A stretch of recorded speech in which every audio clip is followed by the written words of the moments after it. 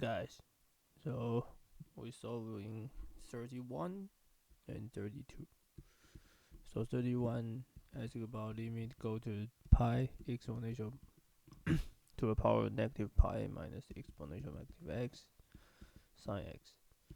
So when you plug pi into this, then you find that exponential minus pi minus exponential minus pi. So the numerator is 0 and the denominator, so basically sine pi is 0. So we use the L'Hopital rule. So we get this limit x go to pi. We just do the differentiation. So cosine pi is minus 1, and the numerator is just exponential negative pi. So the answer is B. Simple. Okay. 32. We have some vectors, and we need to know how many of them are linear independent. Okay, so notice that we only have 4 dimensions. For each vector are 4 components, so the maximum number is 4. Okay, so we A, B, C is our choice. So basically, you can see. Okay, so first all the 0 can we can delete this, and also we find that this is multiple twice of this, so we can delete this. Okay, so the rest of them we need to check whether these 4 are actually true linear independent. And how do we do this?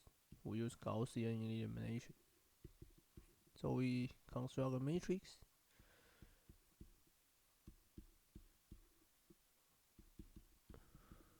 Okay, we use Gaussian elimination. We'll cancel this one. So basically we times -1 and add into the second row. We use this times -1 and add into second row. So -2, so -1 -3.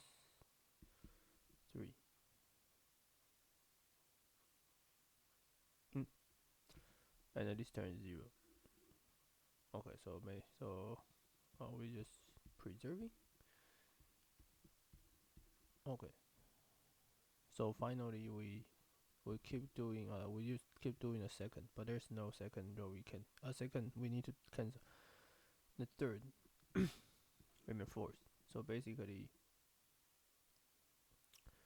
we already know the answer, because these 3 of them must be linear independent, because if I combine only 2 of them, these 2 cannot generate the first one, because the first component of them are zeros. So basically we have 3 of linear independent vectors. 1, 2, 3. So the answer is B.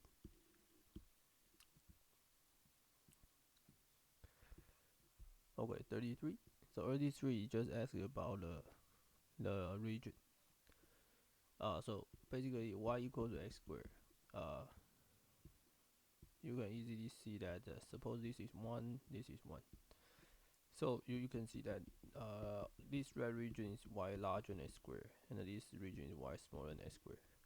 So from the picture we see that the shaded area is on the y side. So when y can go to infinity, but basically the shaded area is y larger than x squared. So basically A may be correct, B may be correct, C is not, D is not. So we have ABE. Okay, and also the shaded area looks they still have another curve called xy equals to 1. Okay, so we need to check that whether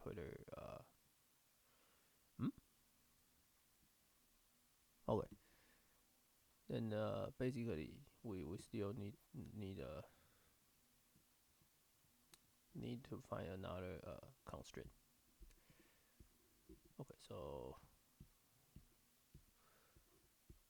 So suppose this is x y equal to 1. Then what is this? What is this region? What is this region? Okay, suppose this is 1 1, and this is 1/2. So you know that this region is x y smaller than 1. And for this one, we have least constraint and least constraint. So both are there. So this region happens in their intersection. So actually we have y larger than square and x y smaller than 1. So we have a and a and e. Okay, but there are some detail here. Is that